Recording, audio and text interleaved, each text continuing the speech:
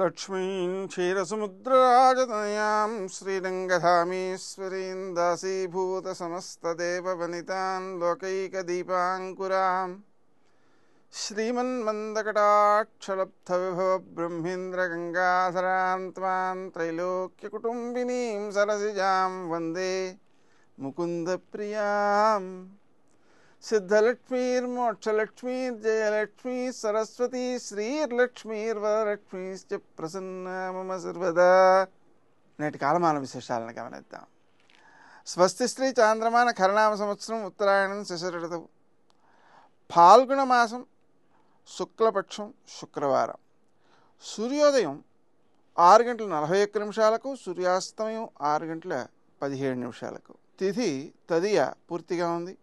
నక్షత్రం ఉత్తరాభాద్ర తెల్లవారుజామున 5:18 వరకు. వర్జం మధ్యాహ్నం 1:36 నుంచి 3:21 వరకు. దుర్ముహూర్తం ఉదయం 9 నుంచి 9:46 వరకు. మరల మధ్యాహ్నం 12:52 నుంచి 1:38 వరకు. అమృతకాలం రాత్రి 12:04 నుంచి 1:48 వరకు. రాహుకాలం శుక్రవారం కాబట్టి ఉదయం 10:30 నుంచి 12 గంటల వరకు. నేటి విశేషం శుక్రవారం. అమ్మవారికి ప్రీతికరమైనది, లక్ష్మీదేవికి ప్రీతికరమైనది. సిద్ధలక్ష్మి, మోక్షలక్ష్మి, జయలక్ష్మి అన్నీ కూడా లక్ష్మీ స్వరూపాలే.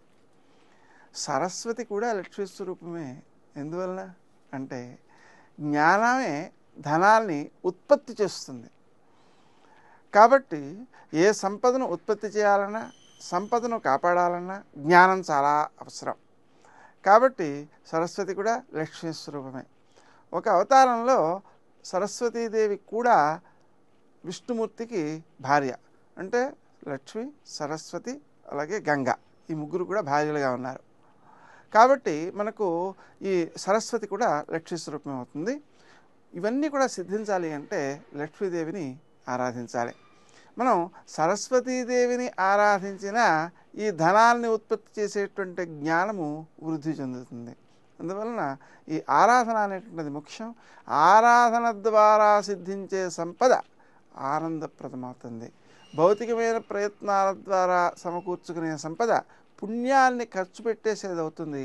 అలా ఖర్చు పెట్టేసిన తర్వాత అనుభవ యోగ్యత మళ్ళీ తగ్గిపోయే ప్రమాదం ఉంది. అందువలన ఆరాధన ద్వారానే మనం సంపదను ఆర్జించాలి. నేటి ఆణిమిత్యం.